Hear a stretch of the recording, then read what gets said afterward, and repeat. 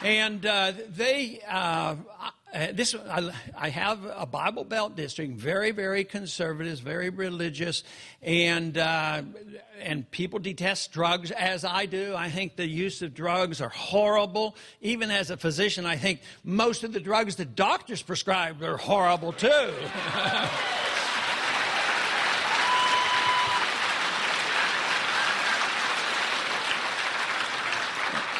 You know, I understand there's a radio talk show host, can't think of his name. He got into trouble with some of those prescription drugs, too.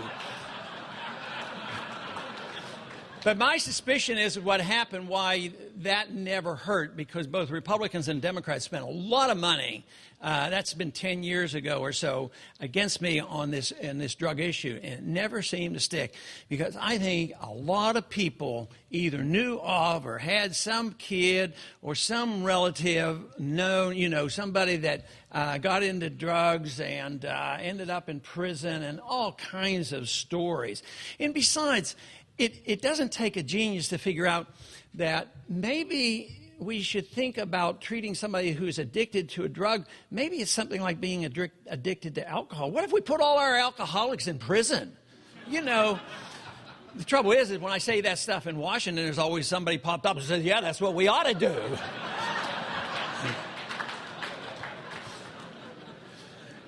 But you know, and I thought this administration would be a little bit better on that issue. They, so far, have not been. But it's one area where I tend to be optimistic. I keep thinking that the country might be like they did after Prohibition of alcohol. When, you know, they sort of woke up and say, hey, this was a dumb experiment. and then, of course, they repealed Prohibition. But isn't it remarkable, and that's not so long ago, that they figured we wanted this social engineering and tell people what to do, what they can drink. They actually thought they had to amend the Constitution to tell people about that. So they amended the Constitution, didn't work. They amended it again to get rid of it. Now they don't have anything to do with it. You know, they just go do these things without even considering the Constitution. But, you know, the drug issue is an interesting one that I've been able to use against many liberals who might not be sympathetic with some of the things, especially if you talk about states' rights and state sovereignty. You know, that's a turnoff. People, that means you're really out of it if you talk about that. But if I get on a show that I know is a liberal audience, I said, well, you know, I think California deserves to have some states' rights. Maybe they'd pay their own bills. That would be one thing.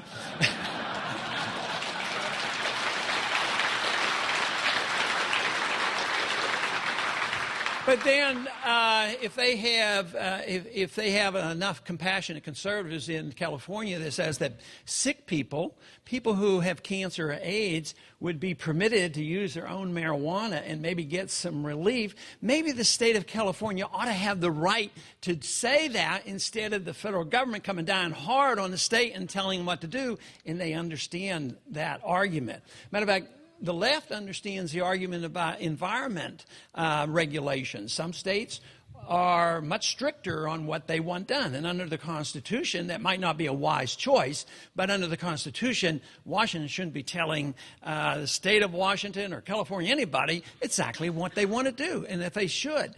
And the previous administration now was always in favor of nationalizing regulations. And they tended to, even have the national regulation overtake a state regulation, which would be stricter. Now there is a shift where there's a recognition, but that should be used as a principle. You know, if it's good on marijuana and good on environmental regulations, why isn't it good for all the other issues? Maybe someday that'll sink in, and we'll have this principle that local government is best. Our problem, though, isn't so much that we have to explain and show them how the federal government messes up so much. The opposition who likes government, they want bigger government. They want world government. This is what's likely to come out of this economic crisis if we don't win this fight.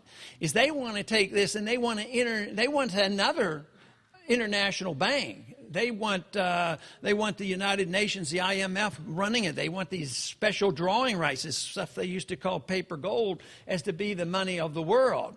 And all the financial regulations they want to be internationalized. They've already started that. When you talk about the regulations of vitamins and nutritional substances, the drug companies want to regulate that under the WTO. So that is a big problem for us too. So we not only have to deal with what we have in Washington, we also have to deal with those who would have even bigger government. The one advantage, though, of if you're looking for advantages and opportunities in the midst of a crisis, if it's really major, which I'm expecting it to be. There's been a lot of these resolutions passed by the states, states' rights, 10th Amendment issues, and state sovereignty issues, and a lot of people who have no understanding of that whatsoever are coming to the rallies because they know there's enough people now demanding this, and yet if there is a total collapse of the dollar, you know what I think will happen? I don't think there will be secession. I think that people will just ignore Washington.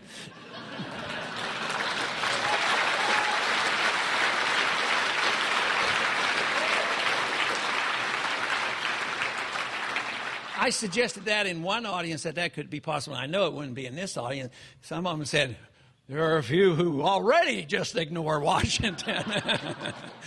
But no, we should use it as an opportunity. But the groundwork has to be laid, and that is the intellectual fight has to be won. People have to know how to defend sound money, and they have to understand how to defend the free market. The biggest challenge in defending the free market is that we are always said to be the ones that have no compassion whatsoever. We don't care for our fellow man. A bleeding heart liberal really cares, and there are a lot of bleeding heart liberals that I know and like and I work with, and they want to talk to on the floor the other day, and we were talking about the credit card bill. And the credit card bill, is designed to make sure that the credit card company doesn't gouge you with interest rates. Sounds very good. But that means the people who pay their bills have to pay more, and the people who don't pay the bills get a lower interest rate. And I said, I don't like price fixing. He said, and I said, besides, those people borrow too much money. They shouldn't be borrowing that money if they can't, do that. Arguing the marketplace. He said, yeah, but a lot of people out there are real dumb. So he was smart, and then he knew how. So that means they have the assumption that people are dumb, and therefore, what? We're going to tell you what you can read, what you can ingest, what you can smoke, what kind of habits you can have, what sexual preferences are, on and on, because people are dumb. And then maybe they'll talk about, intellectual curiosity and other things that the government should regulate. Right now, we still have fair respect for intellectual and religious freedom, but when it comes to what we put into our bodies, all of a sudden, the country for 100 years have accepted the idea that people are dumb, and government has to tell us what to do. Besides, don't you know, if you didn't have, I think this Mr. Ed guy said the other day that if we didn't have the Department of Agriculture, none of the food would be safe. And of course, I was working with somebody from the left on the marijuana and hemp issue, and I thought he automatically would be with me on the raw milk issue. No, you can't legalize raw milk because somebody might drink raw milk that isn't safe. So it's amazing, the rationale. But I believe the philosophy of liberty and the Constitution and the principle that we take care of ourselves and help our fellow men voluntarily makes so much sense that it's the most humanitarian system and the most viable system. It can produce the greatest amount of abundance and the fairest distribution. There's no reason why we can't win this argument.